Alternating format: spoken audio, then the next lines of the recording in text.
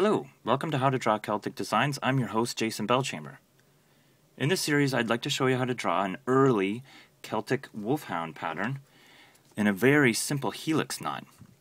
This is one of the cheek plates made in gold found in the Staffordshire Hoard of Saxon artifacts. It was found in 2009, and a lot of the pieces date to the 6th century, right about when the time when the Saxons in Britain were being converted to Christianity and were adopting the earlier pagan symbols into their designs.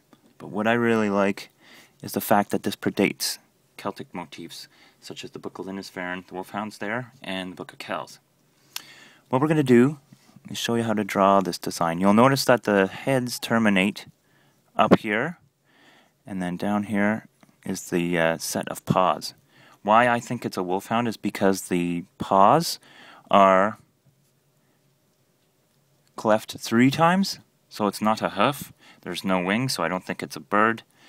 And also due to the fact that the Saxons really did revere the wolf as a strong symbol, as well as being a symbol of intelligence and loyalty. So, to draw this pattern, we're going to need to make it into a grid motif. You're going to need an eraser, pencil, good straight edge, and your marker. So I'm using a 0.7, a 0.5, and a calligraphy marker. Take your pencil and make yourself a basic grid by sketching on the side of your straight edge, and then turning it 90 degrees and just making a series of blocks. And then we're going to make an X.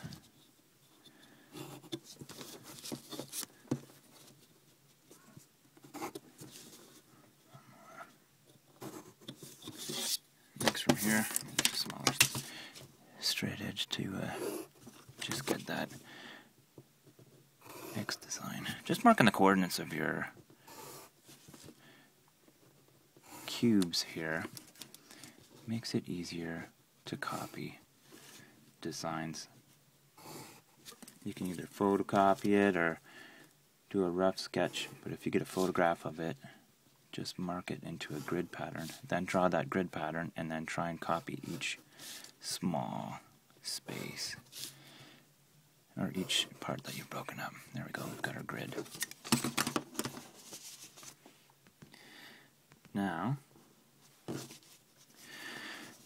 how does this break up into a grid? Well, we're going to say that right here where the snout gets broken up, down through each circle here is the place where this basically repeats. What you want to start with is by drawing a little circle in between each diamond here. Next, this pattern of the body. The way to do this is by starting down here with your light pencil, making an X like that. So it doesn't meet this line, but it does here. Then this one starts here, sorry, and then goes up, so it's doing the opposite. This one starts up, then terminates here. This one starts here, so it's basically the opposite flipped design. And this one goes here, so I'm basically just drawing the spine of the knot.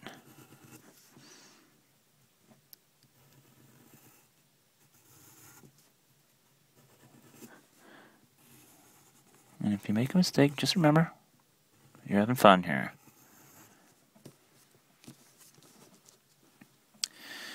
Next, we're going to draw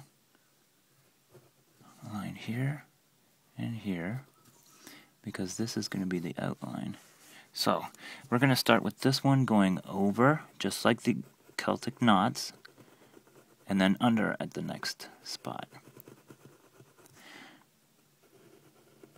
This one comes out under and goes over here.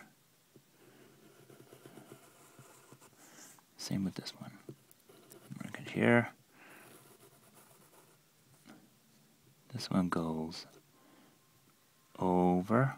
So this one goes under, and next it will go over. And it stops here.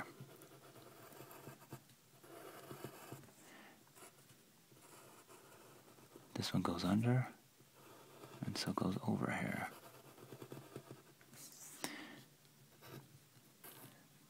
This one goes over, and next it will go under.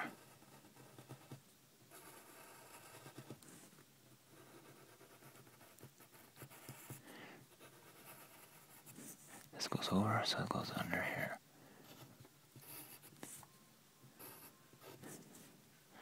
This one goes under and then over.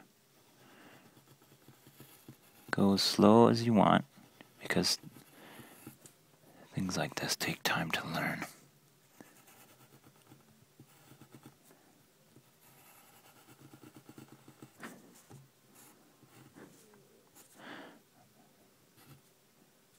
Over, and then this one goes under.